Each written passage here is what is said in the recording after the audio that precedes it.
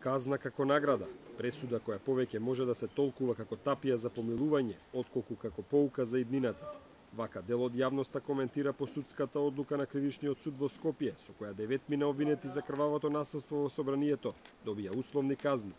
Ниту еден од нив нема да помине ниту ден во затвор, ако не стори друго кривишно дело. Насмеани излегоа и обвинетите и адвокатите, нешто што е реткост во судската пракса во земјата. За Македонија! Но што покажува токму судската пракса за вакви или слични случаи во кои учествувала толпа и во кои имало насилство? Протестите по аболициите на Иванов исто така се решаваа на суд. Двајца од демонстрантите беа осудени на условни затворски казни, откако признаа дека се виновни. Но на овие протести штетата беше далеку помала отколку во собранието, а и повредените може да се избројат на прсти.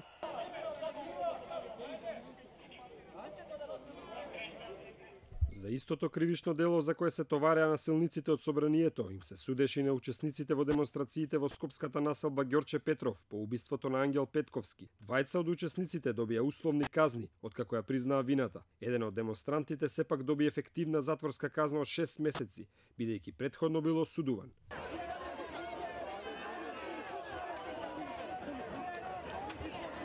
По објавените бомби и прикривањето на убиството на Мартин Нешковски имаше протести против полициската бруталност. Сумми на демонстранти добија по 3 месеци условна затворска казна за учество во толпа. Сепак имаше и потешка пресуда. Најголема казна доби вујкото на Нешковски, кој беше осуден на ефективен затвор од 10 месеци. Отежителна околност беше што претходно бил осуден за истото кривишно дело. Сепак, најдрастичен е примерот за насилните протести по пресудата за случајот Монструм. Им се судеше на 8 мина за кривишно дело учество во толпа што ќе стори кривишно дело. 6 мина од нив доби ефективна казна затвор од 3 години. Еден беше ослободен, а за еден беше повлечено обвинението. На овие протести имаше повредени полицајци, но штетата беше далеку помала отколку во собранието.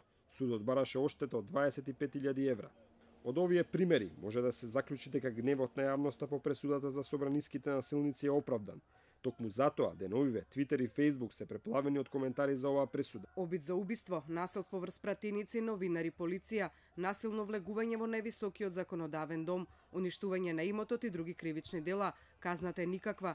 Не треба да си експерт по право да направиш споредба, треба да си само бескичменјак за да поверуваш дека ова е правда. Крадење кебапи, затвор, гатање на кафе, затвор, продавање марула, 150 евра казна, упат во собрание, условна. Крадеш кебапи, ќе лежиш, фарбаш објекти, ќе платиш нешто ситно, влегуваш да тепаш у собрание, никому ништо, колку погоре, толку понедопирлив. Но дали гневот може да се истури само врз судијата што ги судела, кога теренот за условните казни е подготвен од претходно?